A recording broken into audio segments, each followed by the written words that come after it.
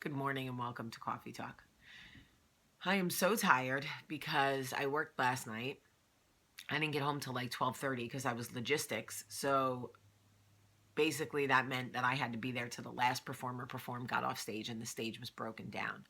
So I got home at like 12:30 and finally fell asleep at like 1 and of course was up at 6:20. So I'm tired. Um but anyway, I want to tell you guys a story. So working logistics means essentially that I'm in charge of run of show.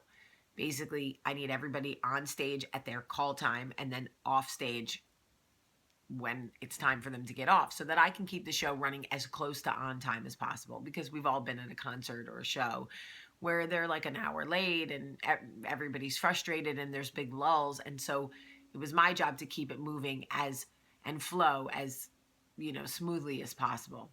So before we got started, there were a lot of moving pieces. There was, okay, I just realized I left something in my jeans pocket.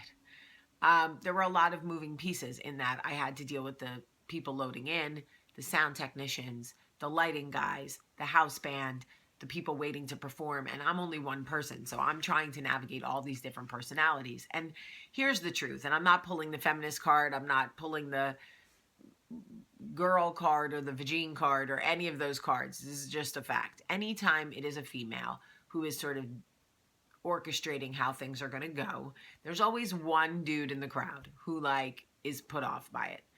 I don't know what it is. If we're not like sweet talking and like smiling and flirting and bubbles aren't shooting out of our ass and we're not riding a unicorn, they are like off put by it. So I'm like, all right, guys, this is how it's going to go. We have this person at the top of the show, and then, I start going through it, and here's how it's whatever. And he looks right at me and then looks at his boy right where I can hear him and everyone can hear him. And he's like, who the fuck is she? I'm like, I'm sorry, what? I'm sorry, what? And everyone heard him. So it like had to be addressed. I couldn't ignore it. And here's the thing. Like old Jamie, man, I lived for those moments. Like I swear I should live in a t-shirt that says, I wish you would. Like, I wish you would.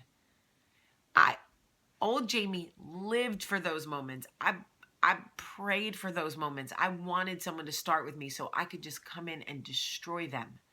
Like, I needed those moments to get me through where I could justify my destructive behavior and all of my anger and all of it. Now, I'm not saying this dude disrespected me so bad, and I literally wanted to clown him so bad.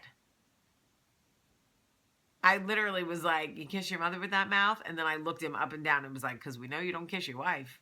And they were like, oh. And then I was like, all right, look, anyway. And I just let the comment lie. And I did not fight him and whatever.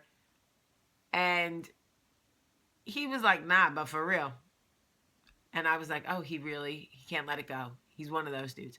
So finally I was like, I am the person who will make sure that this show runs on time. I am the person that will make sure that you and everybody else standing here knows where they need to be and when they need to be there. I am the person that will courtesy tap them on the shoulder and say, 5 minutes. I am the person that will then find them again and courtesy tap them and say, you have 2 minutes. That is me. I am logistics. So nobody gets up or down from this stage without my signal. So if you just listen, this, whatever. So when it was all said and done, he came up to me and he was like, I wanted to apologize to you. And it was so hard for me to let it go with this dude. Like, I legit was like, he can't be serious. He thinks I'm going to shake his hand right now. But at the end of the day, I had a job to do. And also, more than that, I too know what it's like to come out of my face and say something ugly. And regret it, immediately regret it and go, I really wish I didn't say that. How sweet it is to not react when they expect you to be a raging bee, even when you want to be a raging bee, but instead you choose the high road. So I shook his hand and said, I accept your apology. I look forward to working with you. And it was more awkward for him the rest of the night, watching me do what I do and seeing how good I am at what I do. And actually needing me on 3 different occasions during the night because I am the one telling him where he needs to be and when. So it was more awkward for him to have to sort of swallow how he treated me. And like, my point to you is that it happens all the time to all of us. People say things that set you off, and how you choose to react will dictate the way the rest of the people see you, will dictate the way the rest of the world works with you, or whatever it is. And I have to tell you, would I have felt good literally shredding him? Yes, that is true. I absolutely would have.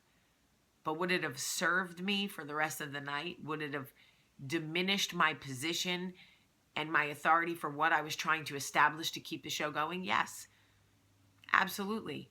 So I did what I need to do. I accepted his apology. I did my job and drove home last night like, Self, I had a little conversation with Self, I'm actually really proud of the way you handled that, because we all know who and what you are and what it could have been, and you did good, sister. You did good. I patted myself on the back like this. Anyway, I used to think it made you weak. It made you a punk to not respond to every war that came to your door, to not fight every battle. But the truth is, it served me much better to keep my mouth shut and just explain what I was there for, let him look like a fool for the disrespect, and keep it moving. All right, guys, it is Friday. I